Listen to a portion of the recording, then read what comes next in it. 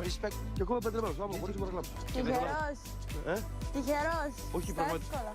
εύκολα. Ναι, είμαι τυχερός. Νομίζω είμαι τυχερός. Και πρόσεξε, σημαντικό για μένα, σε μια σχέση, δεν παίζει να ξέρεις ρόλο ούτε η εξωτερική εμφάνιση, ούτε τίποτα. Όχι. Είναι η χημεία. Και η επικοινωνία. Πολύ σημαντικό. Δηλαδή, εσύ την είδες, η εσωτερική εμφάνιση δεν μέτρησε για σένα. Μέτρησε, όλα παίζουν ρόλο, ρε. Και η εξωτερική εμφάνιση, αλλά επί το πλήσον, εγώ αν έβρισκα μια ωραία γυναίκα και δεν μου έκανε ο χαρακτήρας της, δεν θα έκανα. Στα 17 χρόνια αυτά, όντας ερωτευμένος με τη γυναίκα σου, βρεθεί με κάποια άλλη άκυρη, άγνωστη στον δρόμο και να έχει ηλεκτριστεί το βλέμμα σου πάρα πολύ, να πεις ότι Να δω μια ωραία γυναίκα.